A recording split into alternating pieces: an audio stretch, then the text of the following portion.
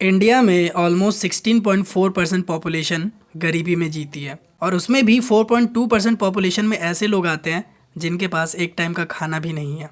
दुनिया में कोई भी इंसान गरीब नहीं रहना चाहता, चाहे वो रोड पे सोने वाला गरीब आदमी हो या रेंट पे रहने वाला एक आम आदमी। और ऐसा भी नहीं है कि कोई गरीबी से आज़ादी के लिए मेहनत नहीं करता, लेकिन हम लोग चाहे कितनी भी सेविंग्स कर ले, हम कभी उतने पैसे सेव ही नहीं कर पाते जिसे देखकर हम ये कह सकें कि अब हम अमीर हो गए हैं। और बस पैसे बचाते बचाते हमारी पूरी लाइफ निकल जाती है। फिर अपनी लाइफ के आखिरी दिनों में यही सोचते हैं कि पूरी लाइफ सेविंग करने के बाद भी हम गरीब ही रह गए, क्योंकि दोस्तों हमें कभी अमीर बनने का सही तरीका मिला ही नहीं। और जिन लोगों ने इस सही तरीके को ढूंढ लिया वो सभी लोग इस गरीबी के दलदल से बाहर निकल गए और उनमें से कुछ लोग आज दुनिया के टॉप रिचेस्ट लोगों में भी जाने जाते हैं।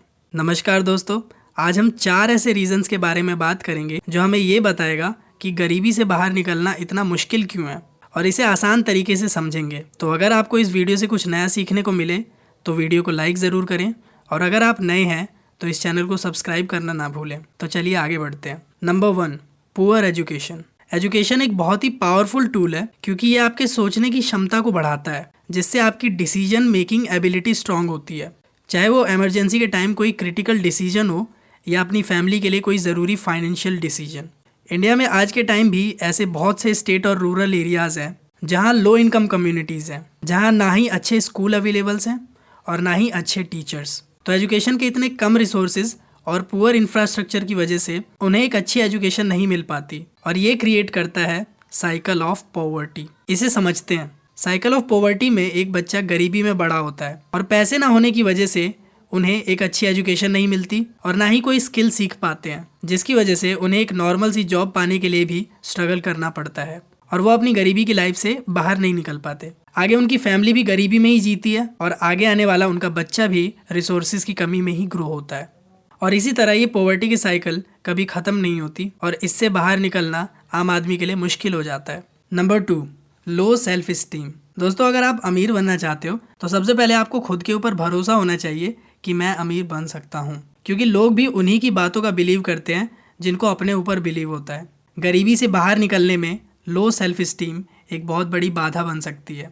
अपने ऊपर भरोसा ना होने से किसी इंसान को अपने ऊपर इतना कॉन्फिडेंस ही नहीं होता कि वो भी कभी अमीर बन सकता है, जिसके कारण वो अपनी किस्मत से हार मान के अपनी कंडीशन को इम्प्रूव करने की कोशिश ही नहीं करते।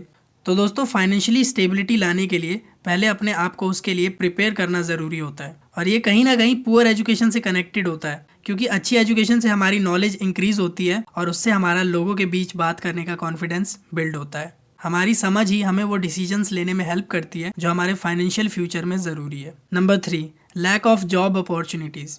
दोस्तों हम सभी को बचपन में यही सिखाया जाता है कि बेटा अच्छे से पढ़ो ताकि बड़े होकर तुम डॉक्टर बन सको या इंजीनियर बन सको। लेकिन जब आपकी ग्रेजुएशन कंप्लीट हो जाती है या जब आपको डिग्री मिल जाती है, उसके बाद जब आप किसी जॉब के लिए अप्लाई करने जाते हो तो वहाँ देखते हो कि वहाँ एक जॉब की पोस्ट के लिए 100 से भी ज़्यादा या कभी हज़ारों एप्लीकेशंस लिस्टेड होती हैं।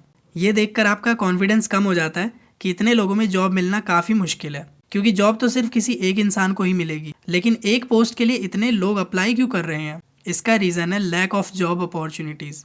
इंडिया में ज़्यादातर लोग जॉब की कमी की वजह से गरीबी में रहते हैं, और अगर किसी को जॉब मिल भी जाती है तो उनकी पूरी इनकम उनकी फैमिली की नीड्स पूरी करने में खर्च हो जाती है और वो अपने फ्यूचर के लिए कुछ इन्वेस्ट ही नहीं कर पाते। Number 4, unstable living conditions. गरीबी की साइकिल से बाहर निकलना बहुत मुश्किल हो जाता है अगर आपके पास अपनी फैमिली के रहने के लिए एक घर नहीं है। Lack of education, health care और अपनी बेसिक नीड्स की कमी होने की वजह से ये साइकिल ब्रेक नहीं हो पाता, जिसकी वजह से मेंटल हेल्थ और फिजिकल हेल्थ दोनों पे बुरा असर पड़ता है। और यही रीज़न है कि इंडिया में ज़्यादातर लोग गरीबी से बाहर नहीं निकल पाते और ये साइकिल हमेशा चलता रहता है। तो गाइज़ आई होप आपको ये सारे पॉइंट्स क्लियर हो गए होंगे। अगर आपको इस वीडियो से कुछ नया सीखने को मिला तो इस वीडियो को लाइक ज़रूर करें, और अगर आप नए हैं तो चैनल को सब्सक्राइब करें इस चैनल का हिस्सा बनने के लिए। तब तक के लिए गुड बाय।